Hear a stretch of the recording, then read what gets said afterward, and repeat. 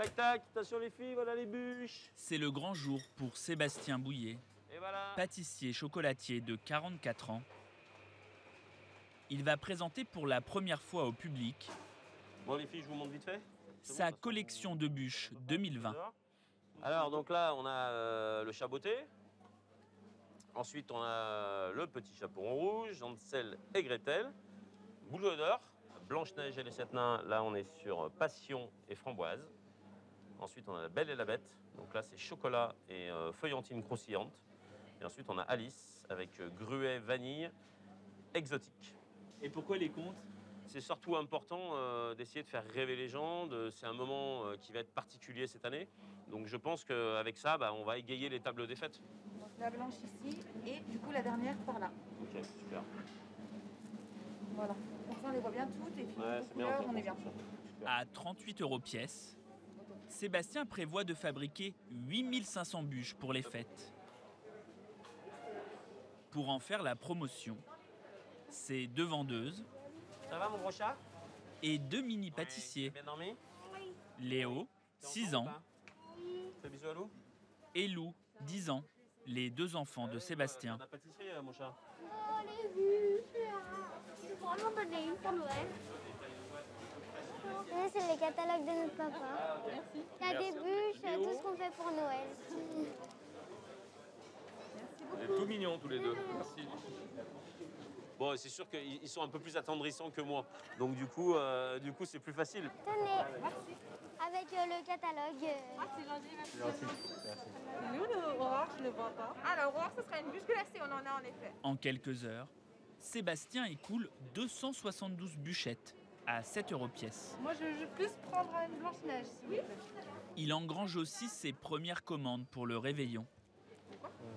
Je prends une Alice aussi. Alice, c'est mon coup de cœur de cette année, donc vraiment, vous n'allez pas être déçus. Le pâtissier est installé aux Halles de Lyon, 2000 m² dédiés à la bonne chère. Une concentration unique d'artisans d'exception. 3 meilleurs ouvriers de France. La plus vieille poissonnerie de l'Hexagone. Merci à vous, passez une bonne journée. Au revoir. 4 charcuteries lyonnaises, haut de gamme. Ici comme ailleurs, le Covid s'est invité à la fête. En temps normal, chaque week-end de décembre, 8000 personnes se pressent dans les allées de ce marché couvert. Cette année, la fréquentation a été divisée par 10.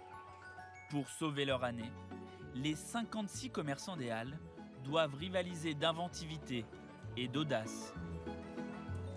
Éric Giraud, spécialiste des fruits de mer, a décidé de miser sur des produits de luxe. Faut encore laisser dans le carton. Au prix où c'est. Il n'y en a plus, c'est bon. Le pâtissier Sébastien Bouillet, lui, a augmenté ses cadences de production. Marlène Jamin, charcutière 2.0, Ça sent, c'est pour les attirer. multiplie concours et vidéos Instagram. On a caché des petits coupons. Si vous en trouvez un, vous gagnez des cadeaux. Ou alors un chapon, je vais vous montrer. Là, vous voyez, là, Et enfin, Pierre Bastin. On est sur un chapon de Brest qui fait 4 kilos. Pour remplir ses carnets de commandes, il parie sur un incontournable des fêtes, le chapon. Et pas n'importe lequel.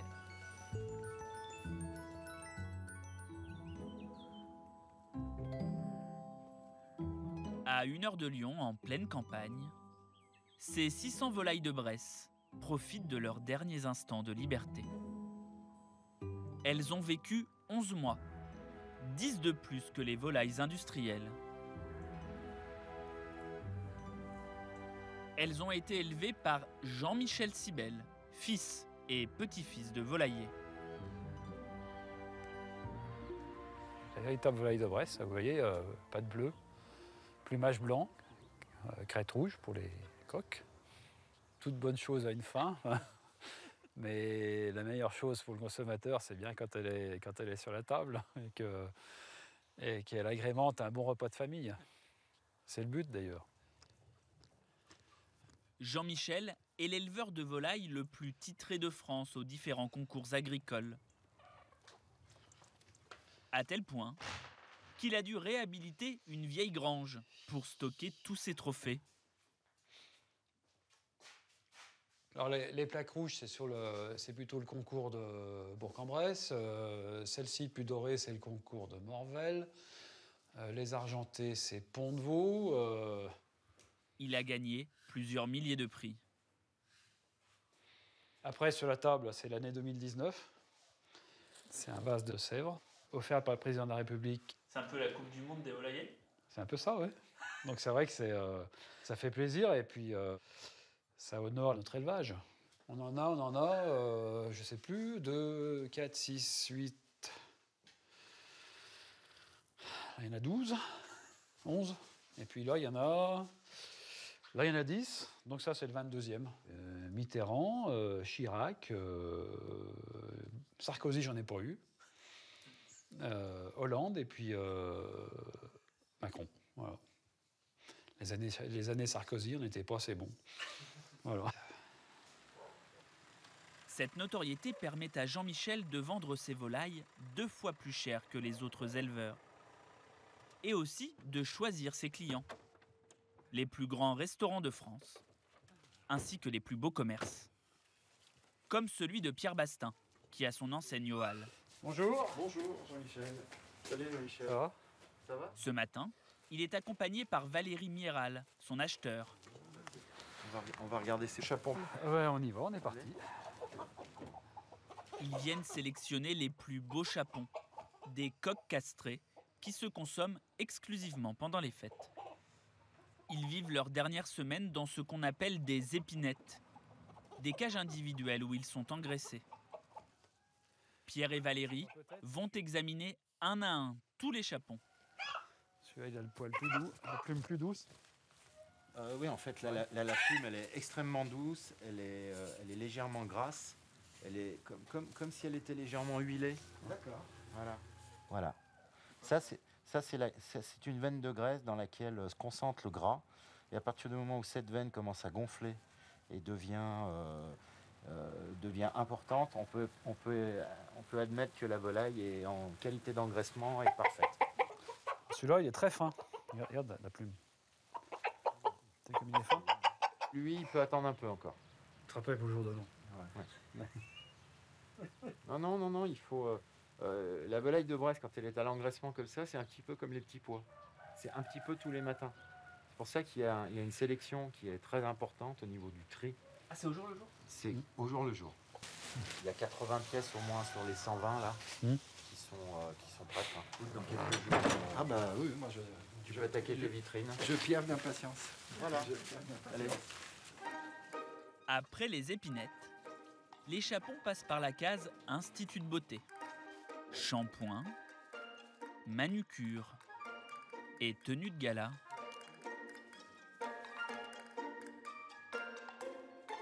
C'est Maria, la femme de Jean-Michel, qui les prépare, aidée par leur fille de 23 ans, Justine, étudiante en master de droit immobilier.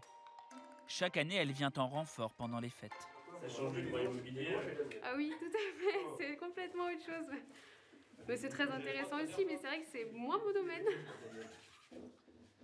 Les chapons sont ensuite emballés dans ces toiles végétales. Une technique ancestrale qui permettait, quand il n'y avait pas de réfrigérateur, de conserver la viande et surtout de la sublimer. Le chapon est plus tendre et le gras s'imprègne mieux dans la viande. Oui, il faut le dire, c'est plus goûtu. Hein? Ces chapons ont beau être des produits d'exception. Cette année, ils risquent d'être difficiles à vendre. À 10 jours des fêtes, les volailles de Jean-Michel viennent d'arriver aux Halles. Voilà. On met un petit coup de paye. Pierre est comme un gamin qui découvre ses cadeaux de Noël. Ça reste quand même des vedettes et des stars, donc il faut ce qu'il faut. 8 kg 255. Ce dimanche doit être l'une de ses plus grosses journées. Il prend en général plus de 200 commandes, surtout de ces fameux chapons. Quel genre de volaille vous voulez? En fait, je vais les faire à la crème et au morille. Donc c'est un poulet, vous voulez un poulet? Oui, un poulet de Bresse. Mais cette année, à cause du Covid et des repas de famille en petit comité, cette volaille qui peut rassasier 10 bons mangeurs est un peu délaissée. Une poularde de 2 kg, de 2 kg 3, ça fait... Oui, d'accord, vous me la coupez? Couper à l'ancienne? Oui. Vous respectez les 6 personnes D'accord. pour Noël? Oui. Vous voyez hein, voilà. C'est très triste, mais je le fais. D'habitude, vous êtes combien? Nous sommes 12. Ah ouais. Ouais, le double. Ben, nous n'aurons qu'une partie de la famille et puis nous ferons la deuxième partie 8 jours après. Dites-moi, qu'est-ce qu'il vous fallait? Une poularde de Bresse. Alors, mercredi 23. Alors, une poularde de Bresse. Alors, un chapon fermier, donc vous m'avez dit 8 personnes, c'est ça? Oui, 8 adultes. Quand est-ce que vous voulez venir? Le 24? Ce jour-là, seulement 2 commandes de chapon. À la fin de la matinée, le compte n'y est pas pour Pierre. Donc là, vous voyez, on entame le carnet numéro 4. À cette époque de l'année, on doit en être à 5 ou 6 pour arriver les 10-12 fin de semaine prochaine. Vous êtes en retard de combien de commandes à peu près là? Grosso modo, entre 150 et 200 commandes de retard. Voilà, mais on y croit. On y croit. Là, je te laisserai marquer dessus Paul Bocuse. Petite lueur d'espoir. Son plus gros client a lui décidé de maintenir ses achats. Le restaurant doublement étoilé Paul Bocuse lui a commandé 50 volailles. Les 2 établissements travaillent ensemble depuis 27 ans. On s'était donné rendez-vous le 22 décembre, je me souviens, avec les volailles de Noël. Donc on reconnaît Monsieur Paul. Et au milieu? Au milieu, bah, écoutez, tout petit, c'est moi, assez intimidé. Au milieu de tant d'étoiles, on va dire.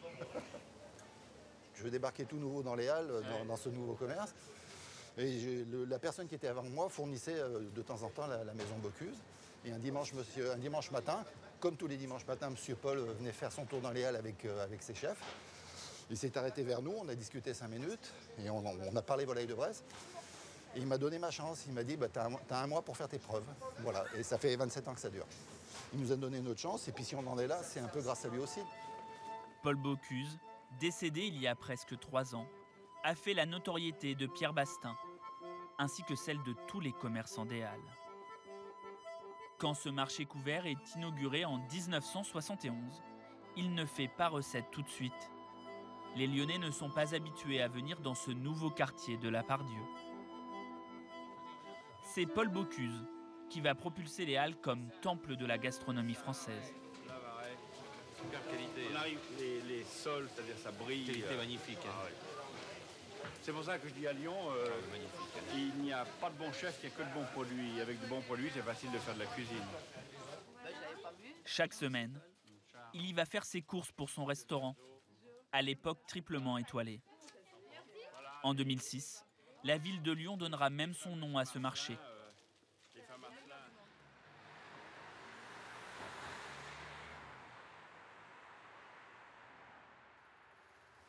Marlène Jamin s'y est installée il y a 16 ans. Elle possède l'une des 4 charcuteries des Halles. Salut mes petits chats, je file, mamie passe vers 11h, je vous aime maman. En décembre, elle travaille 7 jours sur 7, se lève chaque matin à 5h. Cette maman divorcée voit très peu ses 3 garçons. Moi, je culpabilise beaucoup en tant que maman de travailler beaucoup, surtout les week-ends, pour la famille. Moi, je trouve ça dur parce que, ouais, on n'est jamais là. Alors, ils sont pas malheureux. Moi, j'échange beaucoup avec mes enfants, je leur explique les choses. Donc, ils comprennent. Mais en tant que maman, pour moi, c'est difficile.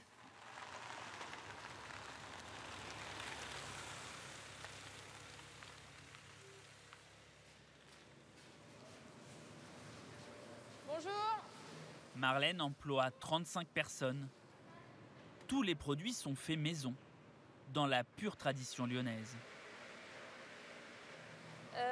Fabrice, donc aujourd'hui boudin blanc, truffé et foie gras. Oui, truffé et foie gras. Nature, il nous en reste, donc pas besoin de faire.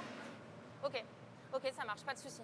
Sa meilleure vente, le boudin blanc. Elle en écoule 7 tonnes par an. Alors, filet de poulet, poitrine de porc. Et en décembre, il prend un petit goût de fête. On met du foie gras avec morceaux. On va pas maigrir chez vous Non, pas vraiment. Du jus de truffe. Et on mouline tout ça. Peu d'huile de truffe.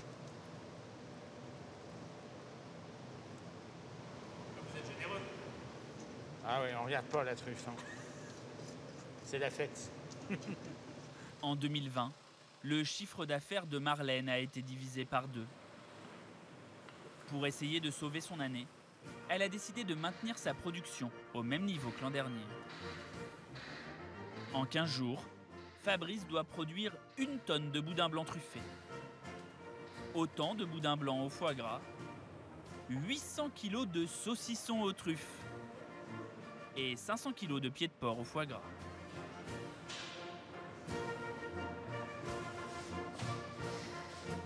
Donc là, on en a combien à faire aujourd'hui? On va en mettre à peu près 5. Ok. Bonjour. Bonjour. Pour être sûr d'écouler tout son stock, Marlène a eu l'idée d'organiser un jeu autour du boudin blanc truffé. Donc du 1er au 31 décembre, on fait gagner des cadeaux. Donc ça va d'un pot lyonnais, d'une planche, un coffret cadeau, jusqu'au, le gros lot, c'est un week-end pour 2 au château de Pizès. C'est un relais château qui est juste à côté de l'usine. Et donc on cache des petits bonnets de lutin. Donc on cache des petits coupons gagnants qu'on vient de coller. Au total, 2 000 € de cadeaux pour faire la promotion de son concours sur les réseaux sociaux. La légende raconte que Marlène n'a pas pu s'offrir une agence de pub. à confectionner les jouets, le Père Noël autorise ses lutins à partir en vacances. Cette année, il semblerait que les lutins... Elle a mis toute son équipe à contribution. Sa commerciale filme et assure le montage. Marlène et les comptables jouent les actrices. Trouver un bonnet de lutin dans un paquet de boudin blanc truffé et c'est gagné. C'est bon? C'est bon. Tuto, un boudin, un lutin. Une charcuterie 2.0. Chaque semaine, Marlène poste une nouvelle vidéo autour de son jeu. Étape 1, j'ai acheté du boudin blanc truffé. Va-t-il être gagnant? Mais Qu'est-ce que je vois? un petit bonnet gagnant. Je le découpe correctement sans abîmer le numéro. Je le glisse dans une petite enveloppe à l'adresse postale de la charcuterie. Soit je le ramène en boutique. Un boudin. Un lutin. Nickel. C'est trop long. Marlène a révolutionné l'entreprise familiale. Tenue par son père Bernard, un charcutier à l'ancienne. Ça, c'est le fameux boudin blanc truffé. Chez nous, c'est Noël tous les week-ends. À l'apéro. Le gras, c'est bon, il faut qu'il y ait un peu de gras, sinon c'est pas la vie, quoi. Et voilà. Elle n'a rien changé aux recettes traditionnelles de la maison. Alors là, il y a que des spécialités lyonnaises. Hein. Saucisson brioché. Donc là, vous avez son petit frère, c'est le saucisson truffé pistaché, mais sans la brioche. Et puis là, c'est une petite terrine de lapin ou de moutarde. Voilà, pour terminer, parce qu'il en manquait un petit peu. En revanche, Marlène a modernisé tout le reste. Site de vente en ligne, ouverture de nouvelles boutiques. En 16 ans, la société est passée de 10 à 35 salariés. Pourtant, quand son père l'a appelée pour la rejoindre, elle n'était pas très emballée. Il n'y a pas de charcuterie à la maison. On est chez ta fille, profite-en. Marlène était cadre à Paris dans un groupe de cosmétiques. Bon, j'ai mis un peu de temps à me décider parce que j'appréhendais, j'avais pas trop envie, je pense. Et puis il a été très insistant, il a su me convaincre. Ou alors j'ai pas su dire non, je sais pas. Les deux peut-être. Pourquoi vous appréhendiez? T'arrives dans une TPE de charcuterie à la campagne et t'es la fille du patron. Mon sac à dos, il était un peu lourd à porter, hein.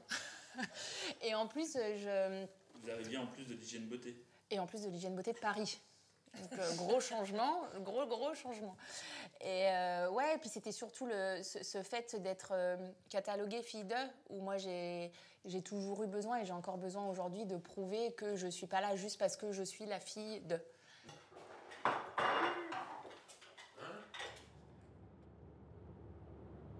Comme tous les samedis de décembre, Marlène part ouvrir sa boutique des Halles. Avec cette année, la boule au ventre. Au bout de 16 ans, on a quand même, on commence à avoir un peu l'habitude, surtout au niveau des stocks, au niveau, voilà, on a notre recul des années précédentes, on sait que ça va monter en puissance, etc. etc. Mais là, cette année, en fait, on ne sait rien. On joue notre année sur un mois hein, dans nos métiers. Hein. Un mois, voire 15 jours, 3 semaines. Hein. Bah, si on rate décembre, on rate l'année, hein, clairement. À l'approche des fêtes, Marlène a réorganisé toute sa vitrine. Les mets de luxe se sont mis en avant. Le boudin blanc truffé, 18 € les 2 parts. Les truffes, 900 € le kilo. Et tous ces produits-là, j'imagine, si vous les vendiez pas pendant ce mois de décembre, c'est poubelle après. Ouais, alors poubelle, on jette jamais, mais c'est poubelle au niveau de la marge, au niveau du chiffre, ouais. Ouais, c'est ça, parce que c'est vraiment des produits, les gens les achètent maintenant. C'est jusqu'au 31, alors un petit peu avant, parce que justement, en plus, ils viennent d'arriver, on a envie de se faire plaisir, on a envie de tester avant les fêtes. Mais par contre, une fois que le 31 est passé, ouais, c'est terminé, c'est terminé. Les gens, ils sont au régime après. Ils mangent des soupes. Malheureusement, ce matin, les Lyonnais se font attendre. Marlène et ses 2 employés tournent un peu en rond.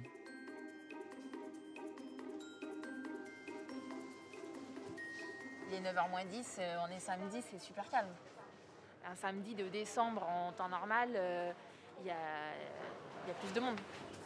Le vélo il se met en route et voilà. Est-ce que c'est tout nickel? Qu'est-ce qu'on pourrait faire de mieux? Est-ce que ceci, est-ce que cela? Donc ouais, le visage se ferme. Pour aguicher le client, Marlène abat sa dernière carte. Une dégustation gratuite de boudin blanc truffé. Ça sent. Ils vont arriver là. C'est pour les attirer. Ah bon. Allez-y. Mais c'est dommage, on ne peut pas boire quelque chose. Merci, ah oui. Ah oui. Merci beaucoup. Super. Je vais reprendre. Ah bah c'est gentil. Les filles, j'ai un client. Ah Basile, j'ai un client. Vous n'êtes pas dur à convaincre, hein, monsieur. Vous avez vu un peu avec de la bouffe. Hein. Merci beaucoup, bonne journée. De la très bonne bouffe. Vous allez prendre quoi alors? Le boudin blanc truffé que je viens de goûter. Je suis un Lyonnais qui a émigré à Paris. Et ce que je trouve ici, je ne le trouve pas à Paris. Les ventes de boudin blanc s'enchaînent. Alors, boudin blanc truffé. Il faut que je choisisse un paquet gagnant pour madame. Oui. Bon. J'ai la pression. Je suis pas trop exigeante quand même. Il est gagnant celui-là, Dina? Vous le sentez bien là, celui-là? Bon allez, celui-là, madame. Ouais, je vais mettre une deuxième chance quand même. Une deuxième chance, on en prend 2? Oh là là, on en prend 2. En 1h30, Marlène vend 32 paquets de boudin. 2 fois plus que lorsqu'elle ne fait pas de dégustation. Ça fait du bien. Ça rassure. La meilleure cliente de la journée, Marina. Ah oui, c'est ça. 1, 2, 3, 4, 5, 6, voilà, c'est ça. On a 6 coffrets et un petit saucisson à part. Ah oui, voilà. Cette lyonnaise est un peu la mère Noël. Spécialité charcuterie. Oui, c'est parfait. C'est pour mon frère, il aime bien ça. Ça, c'est pour mon beau-frère, ma belle-sœur. Et les conserves, c'est pour mon oncle. Elle a acheté tous ses cadeaux chez Marlène. 140 €. On peut plus faire des spectacles, on n'avait plus trop de loisirs. Et on s'est dit que manger terroir et de la bonne qualité, ça faisait plaisir. Donc on se réunit en famille et chacun apporte une spécialité de notre coin. Ça va aller ou vous voulez un deuxième sac? Non, ça va aller, je pense. C'est bon? Vous êtes garé au parking? En vélo. En vélo? Vous voulez 2 sacs? En fait, j'avais pas bien prévu que c'était aussi gros. Mais... Non, mais alors franchement, on vous les garde. Non. Et vous revenez? Non, parce que je pense que je vais faire comme ça sur les 2 guidons. En tout cas, merci beaucoup. Passez une très bonne fête. Merci pour tout. Merci. Et à très bientôt. Au revoir, madame. Merci. Au Halles, il n'y a pas que la charcuterie lyonnaise et les produits locaux qui cartonnent pendant les fêtes.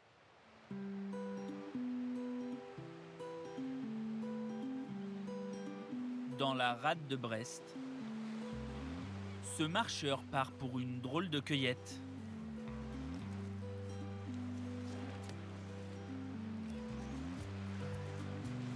À marée basse, Jérôme Godin déniche ce qu'on appelle ici la châtaigne, l'oursin violet de Bretagne.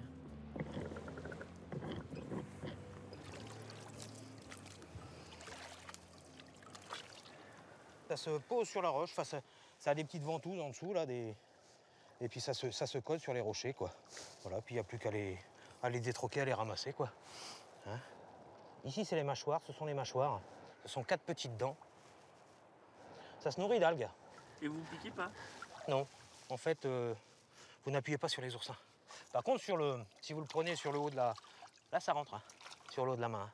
Allez, ça rentre comme les autres, hein. Pas de problème. Hein. Après, c'est la pince à épiler pour enlever tout ça. C'est sympathique. Ça vous arrive souvent? De temps en temps, ouais. C'est pas grave. Ma femme est une ancienne esthéticienne, donc elle se débrouille avec ça, quoi.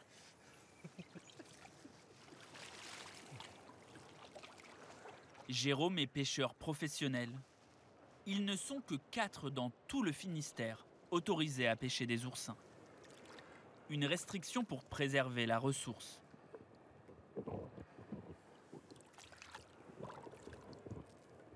Ah, regarde, il va. Là, des tout petits, là, des bébés, là.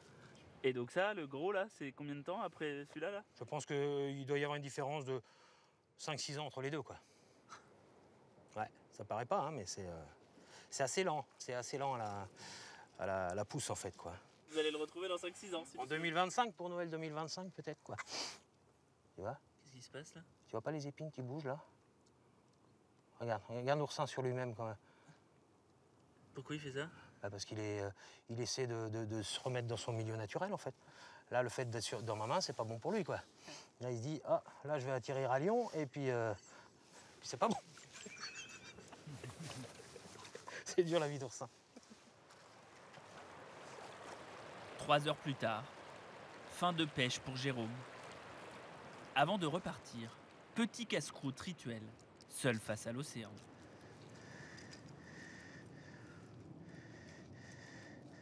Voilà, tu vois, c'est ça qui se mange dans les oursins. On appelle ça le corail. Ça, c'est un bonheur. Et ça a quel goût, racontez-moi?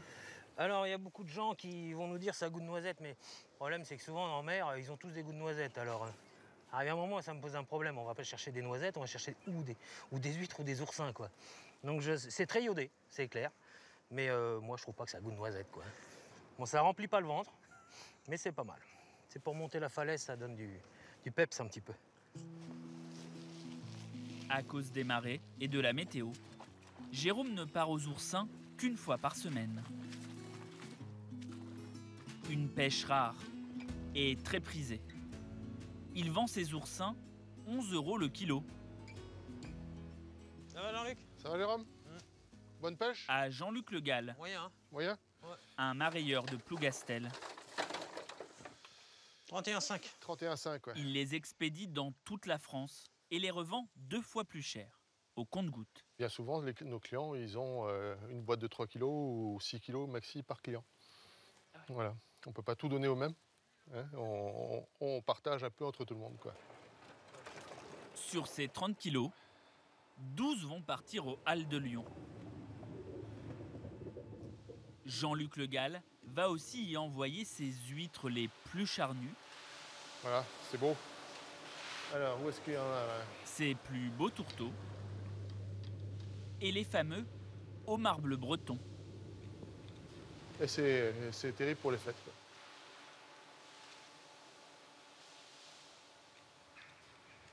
Grâce à ces produits d'exception, les Halles de Lyon, pourtant très éloignées de l'océan, sont devenues l'une des plus belles vitrines de France pour les fruits de mer.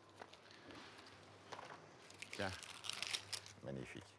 Ouais, quand les épines sont raides comme ça et bien fermes, c'est... Puis ils ont l'air bien lourds surtout. C'est la belle came. Éric Giraud travaille ici depuis 30 ans. Sur son étal, seules 4 variétés d'huîtres, parmi les plus belles et les plus chères de France, jusqu'à 40 € la douzaine. C'est laquelle votre préférée? Moi j'aime toutes, moi je suis un garçon facile. Donc c'est Noël tout le temps? Pour moi tous les jours c'est Noël, oui. La grande spécialité d'Éric, les plateaux de fruits de mer. Allô? T'es où là? Bah je suis où? Tu veux que je sois où? Je suis aux Bahamas, moi, je me baigne. Ah ouais, d'accord. Okay. Il reçoit des commandes de toute la région. Jean, attends, il me faut un plateau pour 7. On va être 7, donc je sais pas, il me faudrait 3-4 douzaines. Je vais te mettre spécial roumégousse et perles de l'impératrice. Bon, ok, d'accord, ça va me coûter une tonne encore, cette histoire. Des crevettes. Oursin, il aime bien, ouais. Qui sait, les oursins, c'est putain, mais c'est pas possible de mettre que les trucs chers, ces deux-là. Et des oursins, oui, des oursins. T'as des pinces de crabe? Ouais, des pinces de king crab. Ouais. Donc je fais ça pour 11h30. Ok. Vendu. Bise, à tout à l'heure. À tout à l'heure. Là, c'est une belle commande. C'est une belle commande, ouais. Ouais, c'est pour ça que j'ai le sourire. Un plateau à 475 €. King crab. Avec comme produit phare le king crab, un crustacé géant pêché dans l'extrême-orient russe. Franchement, au niveau goût, c'est exceptionnel. Quand on met la tête au milieu, ça fait ça en fait. C'est costaud quand même, hein. On se rend pas compte, mais là, tu tombes sur ça en mer. Tu peux pas le croiser à la mer. Ah non, tu sors en courant là. Tu pars à la nage là. Moi, si tu sais pas nager, tu sais nager là. C'est exceptionnel. Pour un demi-crabe et ses 4 pattes, comptez 160 €. Pendant ce temps-là, Eric ouvre les huîtres. Plus de 8000 par jour, les gros week-ends de décembre. Ah, vous les ouvrez pas derrière? Pas derrière, ouais. Pourquoi vous les ouvrez pas sur le côté? Parce que je trouve ça plus facile pour moi et comme le nerf est là, je tombe tout de suite sur le nerf. Il faut surtout pas le prendre comme ça. Parce que le couteau il rip et tu t'enfonces la main. Alors moi je tiens le couteau comme ça, tu vois. Je mets même mon pouce près de la pointe. Et surtout il faut ne pas forcer. Mais tu vois, je fais le mouvement du balancier très très souple. Ça rentre dans la charnière. Là tu fais un quart de tour. Hop. Tu sens la charnière qui saute. Celle-là, tu vois, elle est tellement belle que j'ai presque envie de la manger, quoi.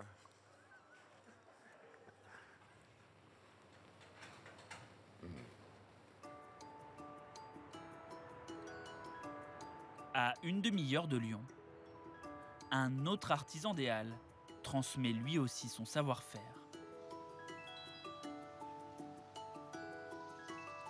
Donc là, quand on met la moitié de la meringue, on peut mélanger un peu énergiquement. Une fois par an, en décembre, Sébastien Bouillet enseigne les rudiments de la bûche. On va ajouter la farine. Je vous laisse me la passer petit à petit. Vous êtes concentré, monsieur. J'ai envie de faire une bêtise. Il tremble, mais c'est fait exprès. Hein. C'est pour verser la farine, en fait. Hein. C'est pas à cause de moi. C'est pas l'émotion, non. Ces 4 Lyonnais ont déboursé 150 € par personne. Faites bien attention quand vous vous étalez comme ça, de bien utiliser plutôt la première moitié de la palette. Et après, un cours de 3 heures pour apprendre la réalisation d'une bûche japonaise. Super, ok, merci. Biscuits au rhum chantilly on va mettre le marron en fait. Et crème de marron. Voilà, encore plus épais, appuyez plus sur votre poche. Voilà, parfait. Désolé, le boudin, là, il n'est pas très beau. Hein. Voilà, donc on roule une première fois comme ceci. Et là, après, on roule. Ok? Ok. Allez-y, tranquille. Hein. On est là. Ah.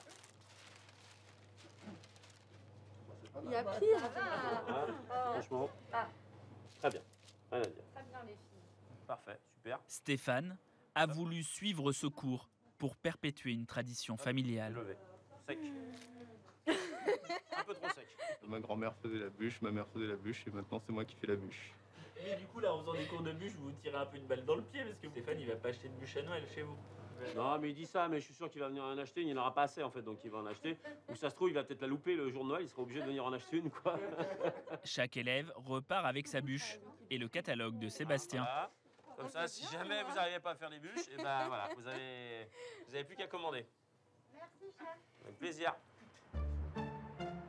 Sébastien Bouillet est tombé dans la marmite quand il était tout petit. Il est âgé de 1 an quand sa mère et son père ouvrent cette pâtisserie dans le quartier de la Croix-Rousse. Henri le papa fabrique. Ginette la maman tient la caisse. La vente principale était ici et là c'était la confiserie à l'époque. Et votre mari, il était où? C'est à la cave. Dans le labo. Moi, elle me fermait dans le laboratoire. C'est vrai que ça a été un avantage quand il était petit. Je descendais son parc au pied vers le four, je lui mettais une couverture et il était gardé comme ça dans son parc dans le laboratoire. Je passais le bras pour attraper des gâteaux. Et puis, des chocolats.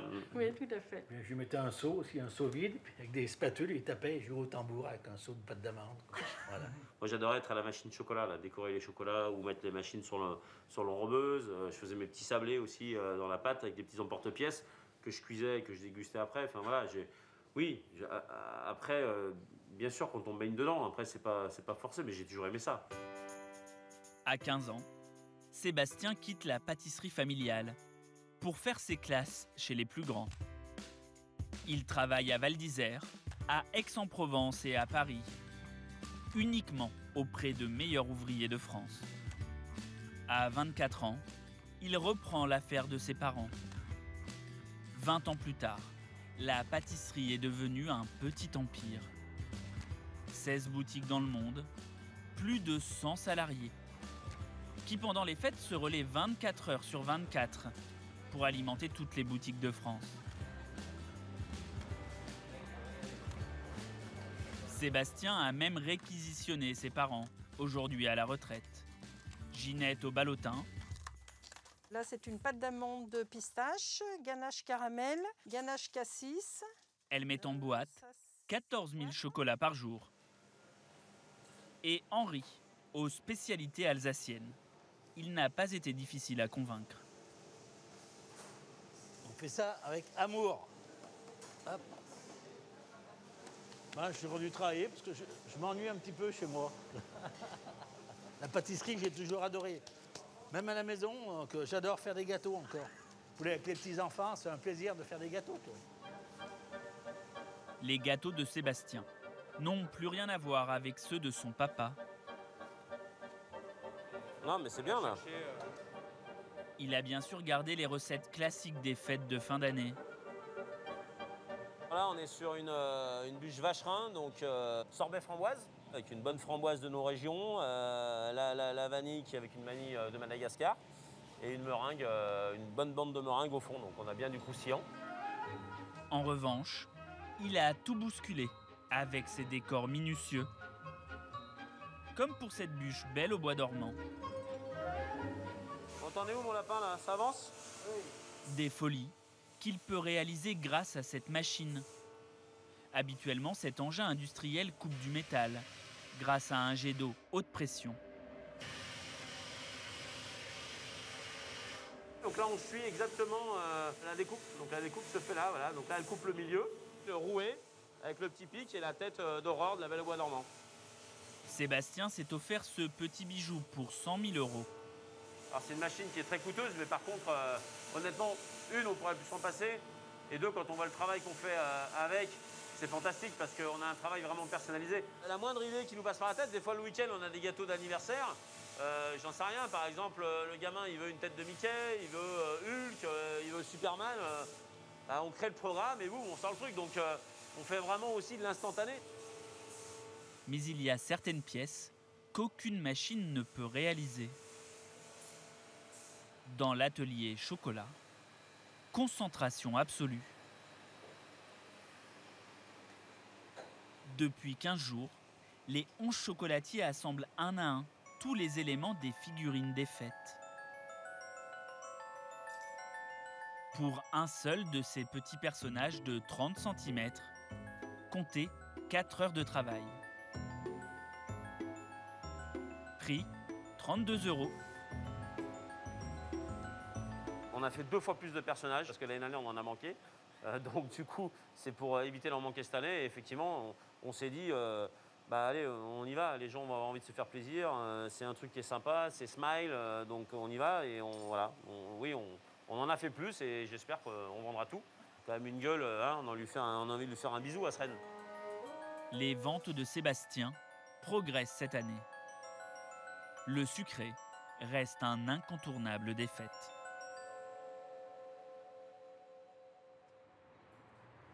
Pour d'autres artisans des Halles, la période s'annonce bien plus compliquée. Comme pour Éric Lécaillé. Bon, merci à toi. Hein. Bon, ça va? On bosse un peu? Je sais pas, normalement aujourd'hui on devait faire 12 000. Ouais. On va faire 10 000. 10 000, t'es content? D'habitude pour les fêtes, Éric embauche 10 personnes en plus de ses 4 salariés. Tout le monde c'est pareil. Cette année, 0. La folie. On devrait être 14 à travailler, ça devrait être plein de partout, ça devrait... de toute façon, on peut rien faire d'autre, hein. Elle est morte, hein. Allez, monsieur, tiens. Bon, merci à toi. Et bis, à plus. Ouais. Cette année, il a perdu plus de 80% de son chiffre d'affaires.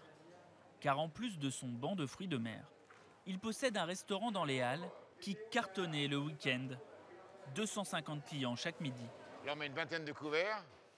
Là, on met des couverts aussi dans qui sont debout. Et là, normalement, on a des cerceaux qu'on met là, tu vois. C'est des cerceaux de verre qu'on a en haut, qu'on plonge et les mecs peuvent manger debout. Ils mangent debout, 6-8, un pot de blanc, tu vois, c'est plein normalement. Pour sauver les meubles, Eric compte sur Michel Berthomier, producteur de caviar. Comment tu vas? Comment ça va, toi? Bah écoute... La forme? Ça va? Mieux serait indécent, comme on dit. D'habitude, Eric ne propose pas ce mets de luxe, qui pourtant permet de réaliser de grosses marges. Il achète le kilo 900 €, il peut le revendre le double. Moi, tu vois, ce que j'aime dans le caviar, c'est quand le grain claque sous le palais, là. Ouais. Et là, tu vois? Michel a accordé une petite faveur à Eric. Là, on a vraiment une jolie trace. Il ne le paiera que lorsqu'il aura vendu toute la marchandise. On se serre complètement les coudes. J'ai passé un coup de téléphone à Eric. Je lui ai dit, écoute Eric, essaye de me donner un coup de main, mets les produits en avant, il va y avoir du monde. Eric m'a dit, bah, c'est compliqué, les halles, etc. Mais ouais, je t'oublie pas, les produits, je vais les avoir, je vais mettre du caviar cette année. Et puis on va voir, on verra. Un moyen pour Michel d'écouler son caviar. À la veille des fêtes, il se retrouve avec des centaines de kilos sur les bras, pour la première fois de sa carrière. Michel Berthomier est l'un des plus gros producteurs français. Sa ferme, située au cœur du bassin d'Arcachon, produit 4,5 tonnes de caviar par an. Grâce à ses 100 000 esturgeons, la moitié de son chiffre d'affaires dépend des restaurants haut de gamme, tous fermés. 1, 2, 3. Donc là, on a 3 caisses en façade et on a les mêmes. La veille, sa plus grosse commande de l'année a été annulée. Donc on a pas loin de 300 kilos de caviar qui ont été produits. Et annulés. Et annulés. C'est une commande qui aurait dépassé probablement les 200 000 €. C'est énorme. Pour nous, c'est colossal. On n'est pas loin de 10% de la totalité de la production de l'année. Non, alors, c'est pas perdu, c'est là. Mais on aurait préféré que ça trouve preneur avant Noël. Du coup, Michel a presque stoppé sa production. Un esturgeon met 8 à 10 ans pour délivrer son or noir. Caviar. Les employés utilisent un échographe pour mesurer la taille des œufs. Minimum 2,5 mm pour faire du caviar. Il va nous faire entre 600 et 700 grammes de caviar. D'habitude, tous les œufs dépassant ce diamètre doivent être récoltés. Mais cette année, ils vont laisser plus d'1 tonne de caviar dans les poissons. Rien. Faute de demande. Les esturgeons mettront 3 ans avant de refaire des œufs. Ceux sélectionnés vont pouvoir montrer ce qu'ils ont dans le ventre. La 1 dans la 4, 2,5, marron très clair. Marion Bousco, la responsable de production, prélève un échantillon dans chaque poisson. Donc la 1 dans le 1. Elle va regrouper les œufs par taille, par texture et par couleur. C'est lequel le plus beau, Marion, là? Là, mon cœur balance entre les deux derniers. Parce que, alors, il est clair, il a un bon rendement. Donc c'est top, quoi. Si on les avait tous comme ça serait fabuleux. Plus le grain est gros et clair, plus il est cher. Jusqu'à 4 000 € le kilo. Une fois qu'on va avoir mis le sel, ça va passer caviar. Et c'est pas bon, là, du coup, c'est comment? C'est fade. Ça a un goût assez fade, assez farineux. Enfin, moi, je préfère quand il est salé. Pour valider le bon dosage, Marion doit goûter chaque lot. En 26 ans, elle a englouti environ 70 kilos de caviar. Valeur 150 000 €. Vous préférez avoir ça en plus sur votre bulletin de paye que manger tous ces kilos? Ah mais si, ça c'est sûr.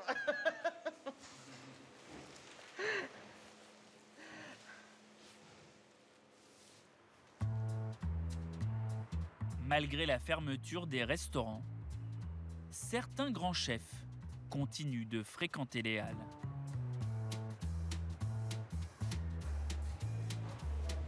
Comme Christian Tête-Doigt, 59 ans, une étoile au guide Michelin. Comment il va le patron? Comment vas-tu? Bien. Ça va? Donc combien on prend de pièces de rouget? On va prendre 4. 4. Ah oui, 4 rougets. 4 rougets. Il vient faire son marché pour concocter son menu de réveillon. Bonjour. Vous allez bien? Ça va? Je vais prendre du foie gras et puis un peu de truffe. Un peu de truffe. Non mais ça c'est vraiment un bijou. À bientôt. Très bientôt, merci. Au revoir, bonne journée. Bonjour Christian. Comment ça va? Dernier arrêt chez la mère Richard. Très bien. Je vous en prie, madame, prenez votre temps. Chacun son tour, comme à confesse. Cette fromagerie, ouverte depuis 1928, Bon appétit, bonne fête. fournit la plupart des restaurants étoilés de France. Moi, j'ai envie de faire un brie farci aux truffes maison. C'est beau ça. Impeccable. Le chef opte pour ce brie de Meaux de 3 kilos, On met le doigt comme ça sur le fromage, on sait tout de suite s'il est à point. Bon, ben maintenant, il n'y a plus qu'à les travailler. 70 € pièce. Oui, il n'y a pas de problème. Merci beaucoup. Que des produits de luxe. Christian Tête-Doigt a déboursé 600 €. Comme son restaurant installé sur les hauteurs de Lyon est fermé, le chef veut élaborer un menu de réveillon à emporter. Il faudra le sel et le poivre, s'il vous plaît. 7 plats à 130 € sans les vins. Avec sa spécialité, le brie farci aux truffes. Des truffes comme s'il en pleuvait. Au-dessus de cette truffe, crème maison gorgonzola mascarpone et encore truffe. J'ai l'habitude de dire que tout ce qui est matière grasse, c'est de l'amour. Donc là, je mets beaucoup d'amour. Hop là. Les autres plats, homard bleu breton, sauce au champagne et caviar d'Aquitaine, huîtres chaudes, risotto de céleri avec ses billes iodées. Pour le dessert, déclinaison de marron et mandarine. Le menu est livré avec une fiche qui donne toutes les indications pour réchauffer les plats et éviter toute catastrophe. Mais quelle merveille!